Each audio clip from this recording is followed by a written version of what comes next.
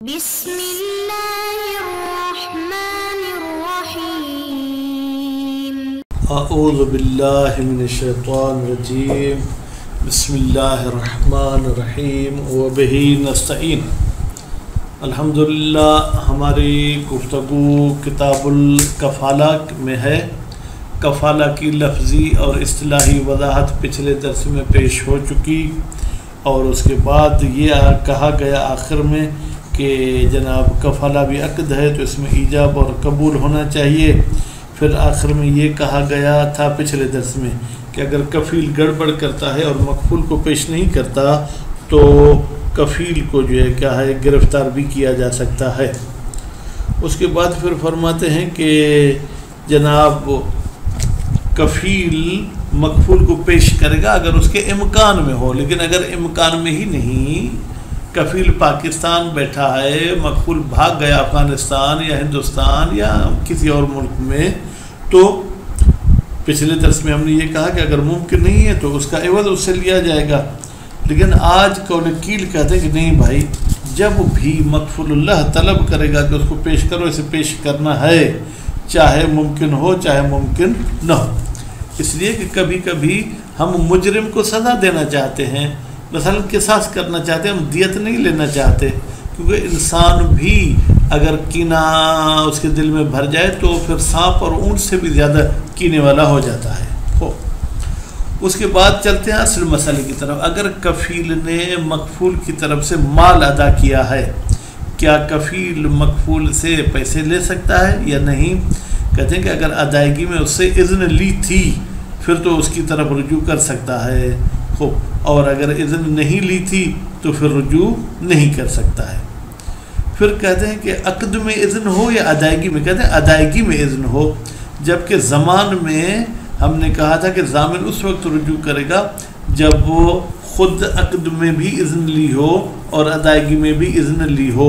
تو بہرحال یہ تھوڑا بہت کفالت اور ضمانت کا فرق ہے جو ہم عبارت میں پڑھیں گے۔ پھر فرماتے ہیں کہ کفالہ کو کیا کسی شرط پر معلق کیا جا سکتا ہے یا صفت پر؟ شرط اور صفت میں کیا فرق ہے؟ شرط وہ ہے کہ جس کا واقع ہونا اور واقع نہ ہونا دونوں مساوی ہوں، یعنی دونوں کا احتمال ہو، لیکن صفت وہ ہے جو یقیناً ہوگی لیکن ابھی حاصل نہیں ہے۔ مثلا بھائی میں اس کو پیش کروں گا ان طلع الشمس یا طلعت الشمس، بھائی سورج تو یقیناً طلوع کرے گا، تو بہرحال معلق کرنے سے کفالہ جو ہے کہ وہ باطل ہو جاتی ہے، وہ کفالہ کسی کام کی نہیں ہوتی ہے۔ پھر یہ دو سیگوں میں تھوڑا فرق بیان کرتے ہیں کہ اگر یہ کفیل کہتا ہے کہ اگر میں اس کو حاضر نہیں کروں گا تو مجھ پر اتنا مثلا جرمانہ ہے، تو کہتے ہیں کفالہ صحیح ہے لیکن وہ مال اور جرمانہ ادا کرنا ٹھیک نہیں ہے۔ لیکن اگر انہی الفاظ کو وہ تبدیل کرتا ہے، پہلے کہتے ہیں علیہ قضا ان لم احضر، پہلی صورت میں کیا تھا؟ شرط مقدم تھی، جزا مؤخر تھی۔ اب اس صورت میں پھر جو ہے کیا ہے؟ جزا علیہ قضا مقدم ہے، ان لم احضر ہو مؤخر ہے۔ کہتے ہیں اس صورت میں اس کو مال بھی دینا ہوگا۔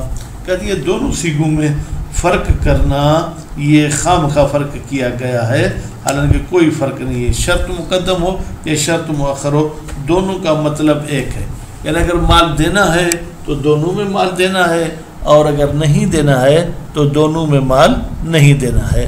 تو ابھی ہم چلتے ہیں جناب عبارت کی طرف، دیکھیں کہ ہم نے جو کچھ کہا وہ عبارت میں کس وکیل اور کہا گیا ہے یتعین الزامہ، معین ہے کہ کفیل کو مجبور کیا جائے کس بات پر؟ بے احضار ہی، کہ مکفول کو حاضر کرو، کب؟ اذا طلب ہو، جب مکفول کی طلب کرے، المستحق کو، حقدار یعنی مکفول اللہ، خوب مطلقہ، چاہے اس کا احضار ممکن ہو چاہے اس احضار ممکن نہ ہو۔ کیوں؟ لعدم انحصار الاغراض، اس لیے کہ انسانوں کی اغراض منحصر نہیں ہے فی اداء الحق، صرف پیسے کی لین دین میں۔ کسی نے میرے باپ کیا ہاتھ کاٹا ہے تو میں اس باپ کے بدلے میں پیسے لوں، یہ میں پسند نہیں کرتا، میں بھی چاہتا ہوں اس کا ہاتھ کاٹوں۔ وہ قوی، شہید ثانی فرماتے یہ قول کیل جو ہے کیا قوی ہے. ثم علی تقدیر کون الحق مالا، پھر کہتے ہیں اگر ہم فرض کریں کہ مکفول پر جو مکفول اللہ کا حق تھا وہ مال تھا، وہ اداہ الکفیل، اور کفیل نے وہ مال ادا بھی کر دیا.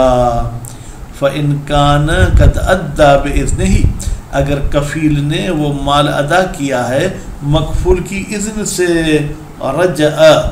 رجع کا فاعل کفیل ہے، علیہ کی ضمیر مکفول کی طرف جائے گی، یعنی کفیل پھر رجوع کرے گا مکفول پر کہ بھائی اتنا مال مجھے دے دو. وقضا، اور اسی طریقے سے رجوع کرے گا ان ادا بغیر اذنہ، اگر مال اس کے اذن کے بغیر ادا کیا، مع کفالت ہی باذنہ، جبکہ یہ کفیل اس کے اذن کے ساتھ بنا تھا، وتعذر احضارہ، لیکن ابھی اس کو حاضر کرنا متعذر ہے.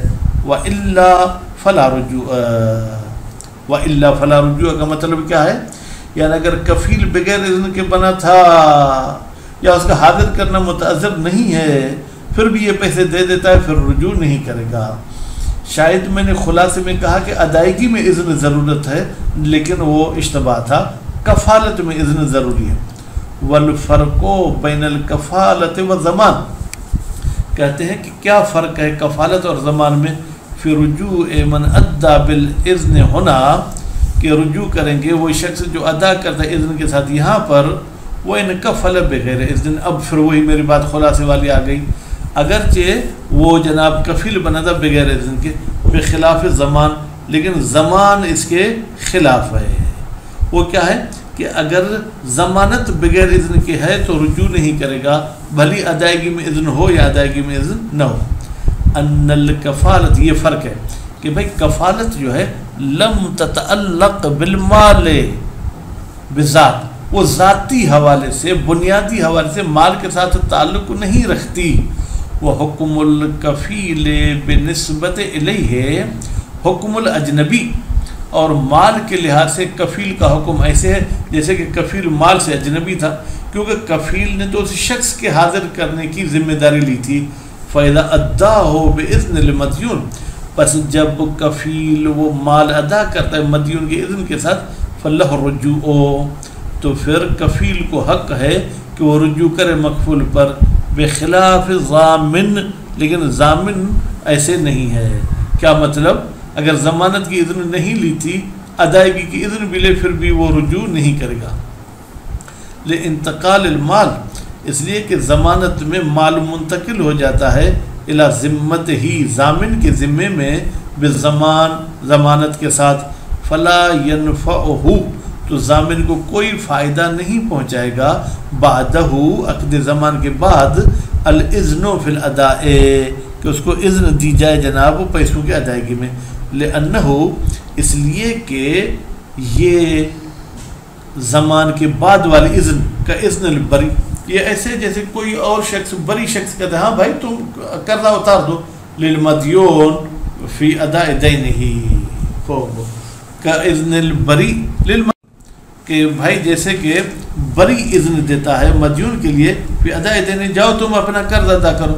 تو کیا مدیون آ کے میرے سے پیسے لے گا کیا؟ میں مولوی ہوں، مجلس میں نے پڑھا بھائی اپنا قرضہ اتارو، انہوں نے قرضہ اتارا اور وہ کہتے ہیں جی جناب ہمیں وہ قرض کی رقم دے کیونکہ آپ نے کہا تھا. وَأَمَّا إِذْنُهُ فِي الْكَفَالَةِ، لیکن اگر اذن دی جاتی ہے کفیل کو کفالت میں، کس کی طرف سے؟ مکفول کی طرف سے. اذا تعذر احضارہ، جب وہ اس مکفول کو حاضر کرنا بھی متعذر ہے، واستئذانہ فی الاداء، اور پیسے کے ادائیگی کی اذن لینا بھی متعذر ہے، فذلک من لوازم الکفالہ، تو پھر یہ رجوع کرنا کفیل کا یہ کفالت کے لوازمات میں سے ہے. والاذن فیہا، جب کفالت میں اذن دی گئی ہے تو اذن فی لوازمہا، تو کفالت کے لوازمات میں بھی اذن دی گئی ہے، یعنی گویا کہ پھر وہ مال کے ادائیگی میں بھی اذن دی گئی ہے. ولو علق الکفالۃ بشرط متوقع اور صفت مترکبہ، اگر معلق کیا جائے کفالت کو ایک ایسی شرط پر کہ جس کی امید ہے کہ وہ واقع ہوگی، اور صفت المترقبہ یا ایسی صفت پر کہ جس کا انتظار کیا جا رہا ہے، بطلت الکفالۃ تو کفالہ باطل ہو جائے گا۔ وَقَدَ الضَّمَانُ وَالْحَوَالَةُ اب یہ تینوں عقد اس معلق کرنے والے حکم میں ایک جیسے، اس لیے کہتے ہیں ضمانت کو بھی معلق کریں گے، حوالہ کو بھی معلق کریں گے تو بھی یہ باطل ہو جائیں گے۔ كغيرها من العقود اللازمہ، جیسے کہ ان تین کے علاوہ دوسرے عقود لازمہ، مثلا ایک شخص شادی کرتا ہے تو بیوی کہتی ہے کہ انکحتک، میں نے تیرے ساتھ نکاح کیا، ان جاء زید، اگر زید ہے تو عقد باطل ہے۔ نعم، لو قال اگر کہے کون کفیل، ان لم احضرہ الی کذا، اگر میں مکفول کو حاضر نہ کروں فلاں مدت تک، کان علیہ کذا تو مجھ پر اتنا جرمانہ لاگو ہوگا، صحت الکفالۃ ابدا، تو یہ کفالت صحیح ہے، اگرچہ بظاہر مشروط بھی ہے لیکن صحیح ہے۔ ولا یلزمہ المال المشروط، اور لازم نہیں ہے کفیل کے لیے کہ وہ مال دے جس کی اس نے شرط لگائی ہے۔ ولو قال، لیکن اگر عبارت کو تبدیل کرتا ہے اور یوں کہتے علیہ قضا ان لم احضر ہو، مجھ پر اتنا جرمانہ ہوگا میں اگر اس کو حاضر نہیں کروں، تو لازمہ کفیل کے لیے ضروری ہے ما وہ رقم شرطہ جس کی اس نے شرط لگائی، جس کو اس کو بیان کیا ہے، من المال، یہ من المال ما کو واضح کر رہا ہے۔ کب مال دے گا؟ ان لم یحضر ہو، اگر اس کو حاضر نہیں کرتا، علی المشہور، مشہور قول کے مطابق۔ وہ مستند الحکمین، بھائی یہ دو عبارتوں میں اوپر کہا کہ مال نہیں دینا، نیچے والی عبارت میں کہا کہ مال دینا ہے، فرماتے ہیں روایت داؤد بن الحسین، ویسے عام طور پر اس کو حسین پڑھا جاتا ہے، لیکن آغا ہمارے استاد رحمۃ اللہ علیہ انہوں نے ضمہ دیا ہے، ان ابو العباس ان صادق علیہ السلام، وہ حسین نے روایت نقل کیا ابو العباس سے، اور ابو العباس نے روایت نقل کی امام جعفر صادق علیہ السلام سے۔ بس اس روایت کی وجہ سے کیا کہتے ہیں کہ پہلی عبارت میں مال دینا نہیں ہوگا، دوسری میں دینا ہوگا۔ وفی الفرق بین الصیغتین، لیکن ان دونوں صیغوں کے درمیان فرق کرنا، من حیث ترکیب العربی، عربی ترکیب کے حوالے سے نظر تقدیم تاخیر کا فرق ہے، باقی تو کوئی فرق نہیں ہے، بہرحال ہمیں اعتراض نظر آتا ہے۔ ولیکن المصنف والجماعت، لیکن مصنف اور جماعت صاحب نے عمل کیا ہے بے مضمون روایت، اس روایت کے مضمون پر، جامع دین علی النص، در حالی کہ ان نے جمود اختیار کیا ہے اس نص پر، مضاعف سند ہی، جبکہ اس حدیث کی سند ضعیف ہے۔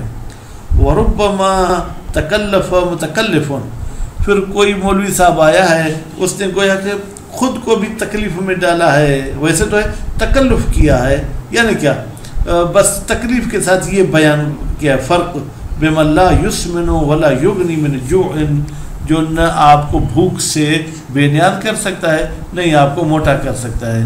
اب وہ فرق کیا ہے؟ فرماتے ہیں کہ وہ فرق جو ہے، بہرحال شیخ ہیں کوئی علی، انہوں نے یہ کہا ہے کہ جب وہ یہ شخص مقدم کرے گا براءت ذمہ مضمون انہوں کو، تو پھر کفالت لازم آئے گی، اور کفالت جب لازم آئے گی تو پھر اس میں ضمانت کا لانا، کیونکہ وہ معلق ہے شرط پر، باطل ہے۔ لیکن دوسری صورت میں وہ پہلے تو کفیل بندے بعد میں شرط لاتا ہے تو وہ کفالت باطل نہیں ہے، نتیجے میں وہ شرط پر بھی عمل کرنا پڑے گا۔ خیر، وَإِنْ أَرَدْتَ الْوُقُوفَ، اور اگر تو چاہتا ہے کہ اس مسئلے سے باخبر ہو جائے، علی تحقیق الحال، راجع، تو رجوع کر، ما حررنا ہو فی ذالک، جو ہم نے لکھا ہے اس عبارت کے حوالے سے، بشرح شرائع الاسلام کی شرح میں، جس کا نام مسالک ہے، وغیرہ ہی، اس کے علاوہ دوسری کتابوں میں بھی ہم نے لکھا ہے۔ بس خلاصۃ المقال یہ ہوا کہ بھائی اگر وکیل اور کفیل حاضر نہیں کر سکتا اور ممکن بھی نہیں ہے، تو کیل والا کہتے ہیں کہ ہم کفیل کو گرفتار کریں گے، اور اس جرم کے بدلے میں اگر کوئی رقم ہے تو اس سے رقم لی جائے گی۔ بعض کہتے ہیں رقم نہیں لی جائے گی، تو انشاءاللہ مزید ہم اگلے درس میں یہ مسائل پڑھیں گے. صلی اللہ علیہ محمد و آلہ